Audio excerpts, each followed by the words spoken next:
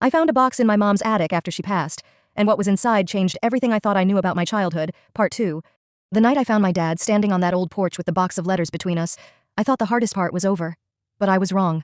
The hard part wasn't finding him. It was figuring out what to do next. He invited me in. The house felt quiet, like time had stopped sometime around 1998. There were pictures of landscapes, coffee mugs stacked by the sink, and on the wall, a small frame with a photo of me at 10 years old. I don't even remember that picture being taken. We talked for hours, mostly small talk at first. Work, the weather, music. But every sentence felt like walking across a frozen lake. One wrong step, and everything could crack.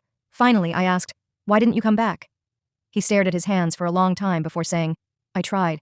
But every time I did, she made it clear it would only hurt you more." I wanted to be angry, but I couldn't tell who I was mad at anymore. Him, her, or the version of myself that believed one story for so long. Before I left that night, he handed me a letter, one that wasn't in the box. He said, "This one was never meant for you, it was for her." I didn't open it right away. I kept it in my glove box for a week, like a secret I wasn't sure I wanted to know. When I finally did, I sat in my car outside her house, the house that still smelled like her perfume, the attic window I could still see from the driveway.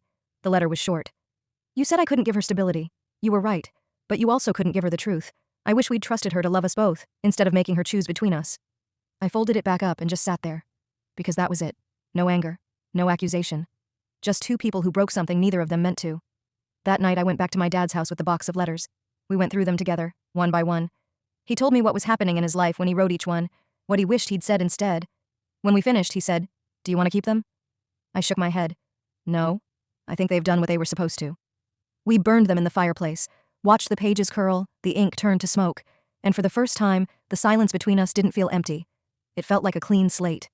A few months later, I planted a tree behind my mom's old house, a small one, nothing fancy. I buried the last letter under it. Not as a goodbye, but as proof that even when the truth comes late, it can still grow into something good.